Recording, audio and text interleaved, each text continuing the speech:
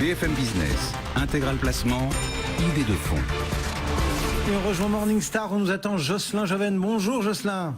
Bonjour. Merci de nous accorder ces quelques minutes. En 2015, nous dites-vous, la récolte a été moins bonne pour les gérants actifs, c'est ça ?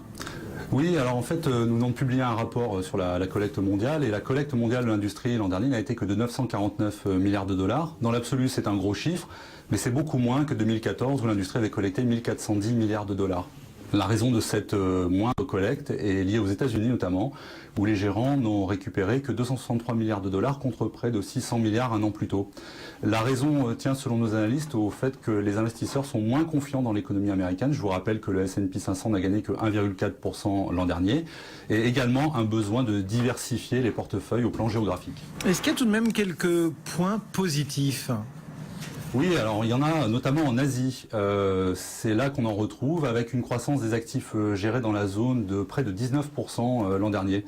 Cette croissance s'explique, d'après nos analystes, par l'intervention notamment des banques centrales dans la zone qui se sont portées acheteuses d'ETF. On note aussi de bonnes performances des plateformes transfrontalières dans les paradis fiscaux, au Luxembourg, en Irlande ou aux Bahamas, qui ont collecté 310 milliards de dollars l'an dernier. Bon, si on regarde les grandes classes d'actifs, qui a été le vainqueur de cette année 2015 ?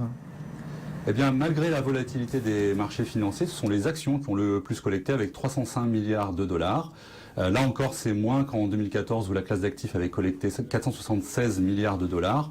Mais si on regarde dans le détail, ce sont notamment les stratégies investies en actions internationales et européennes qui ont le plus collecté, avec respectivement 150 et 127 milliards de dollars.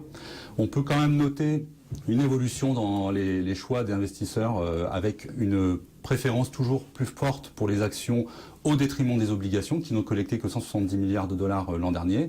Notre analyse montre par ailleurs la percée des fonds d'allocation qui affichent une croissance de 5%, mais encore plus fort avec les fonds alternatifs qui ont progressé de 17% l'an dernier. Et on notera aussi la bonne tenue des fonds monétaires qui ont cru de 5%. Le cash reste quand même une valeur refuge, surtout quand les marchés sont volatiles et quand on veut attendre un petit peu avant de réinvestir et de voir quelle va être l'évolution des marchés. Regard donc sur ce monde allocataire.